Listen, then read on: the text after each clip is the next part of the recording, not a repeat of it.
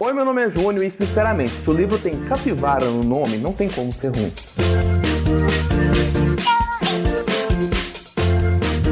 Antes da gente falar do livro dessa semana, quero lembrar para você se inscrever no nosso Instagram, @_JollyRoger. Quando chegar a 300 inscritos aqui no canal, nós vamos fazer um sorteio lá no Instagram e vocês vão escolher o que vai ser sorteado. Então corre lá para você participar. E a meta de 300 inscritos não é difícil, então eu conto com você para ajudar a gente a chegar nesse número, tá bom? Hoje eu quero falar do livro Enfim Capivaras, que é da autora nacional Louisa Geisler. Por que todo autor tem nome complicado? Nunca tem um nome simples, né? Nunca é Júnior José, pronto. É um livro nacional que eu decidi ler simplesmente porque tem capivara no título. Se tem capivara no título, tem que ser bom. E na capa tem uma capivara de gravatinha. Gente, como que um livro desse vai ser ruim? Não tem como ele ser ruim. Então eu peguei ele para ler e descobri que ele é o primeiro livro para jovens adultos da Louisa Geisler. Eu não conhecia essa autora, aparentemente ela tem muitos livros publicados. Eu gostei muito do estilo dela de leitura, então quero ler mais coisas sobre elas. Mas, na minha pesquisa sobre esse livro, eu descobri também que ele foi meio que banido de uma cidadezinha do interior do sul do Brasil. E eu vou comentar sobre isso daqui a pouco, porque eu achei assim uma história...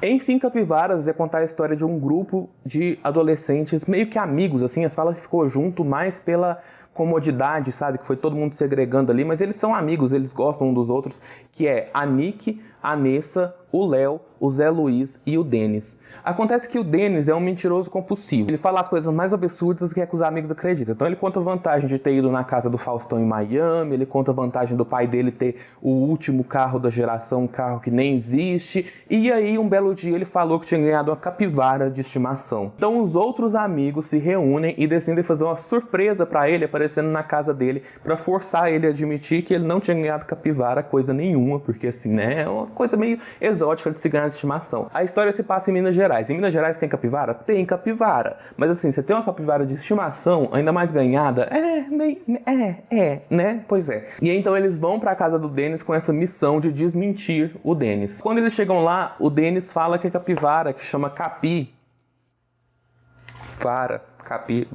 entendeu? Fugiu, sumiu, uma capivara perdida por aí. Eles falam, sumiu a capivara? A gente vai procurar a capivara. Entra aí no carro que a gente vai procurar essa capivara até achar essa capivara. E assim começa a aventura deles, que é basicamente eles andando a ermo pela cidade, pelo mato em volta da cidade, durante toda a noite, procurando a bendita a capivara. Eu gostei muito da maneira da Louisa escrever. É uma leitura muito fluida, corre muito bem.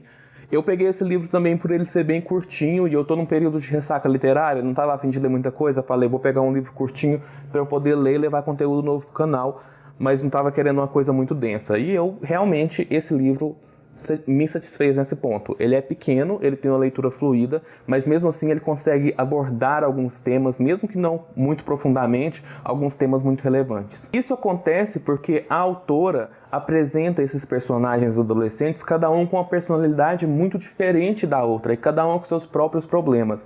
E cada capítulo é narrado por um desses personagens. E é muito interessante porque os capítulos começam com listas, sabe? Falando assim, 10 coisas que eu odeio nesse momento. Aí o personagem narrando as 10 coisas. Todo capítulo tem isso. Isso também cria-se uma continuidade na leitura que é muito interessante. É uma maneira sucinta de você conhecer o personagem. E ali em cada capítulo de cada personagem você vai encontrar os próprios dilemas daquele personagem. Você vai encontrar as próprias profundidades daquele personagem, os motivos dele estar ali, as pessoas no grupo que ele gosta, que ele não gosta, quais são os problemas que ele tem com o grupo. Isso também é muito interessante. Assim, a autora consegue, em um livro pequeno e corrido, apresentar bem esses personagens.